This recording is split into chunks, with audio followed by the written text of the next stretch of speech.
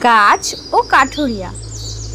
এক বনভূমির পাশে ছোট্ট এক গ্রামে থাকতো এক গরিব কাঠুরিয়া। প্রতিদিন সে বনে যেত কাঠ কাটতে। একদিন সে এক পুরনো বড় গাছের কাছে এলো। গাছটি বহু পুরনো, ছায়াময় আর খুব শান্ত।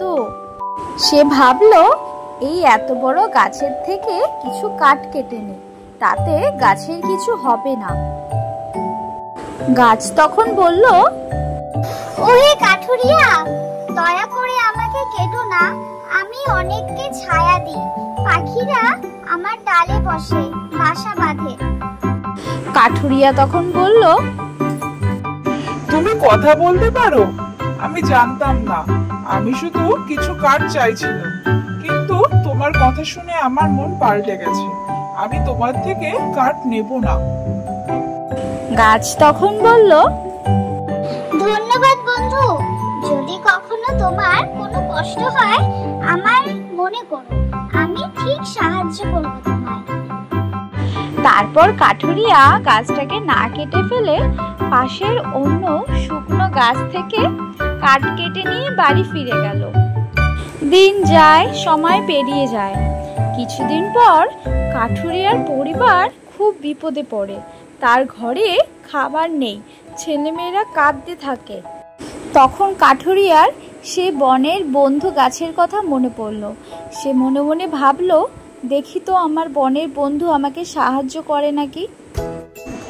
হে আমার বনবন্ধু গাছ, আমি এখন বিপদে, তুমি কি আমায় সাহায্য করতে পারো?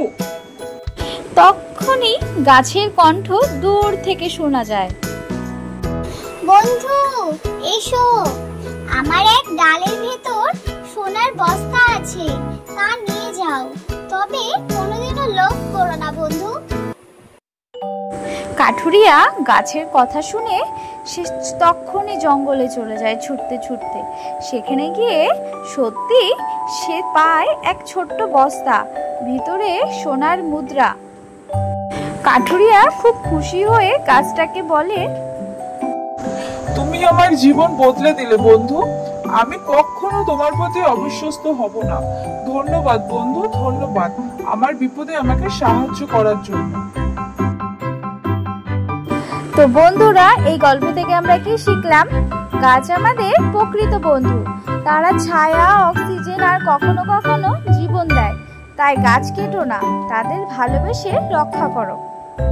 লাইক, শেয়ার আর সাবস্ক্রাইব করে দাও এরকম আরো শিক্ষণীয় গল্পের জন্য। আজ তাহলে আসি, টাটা।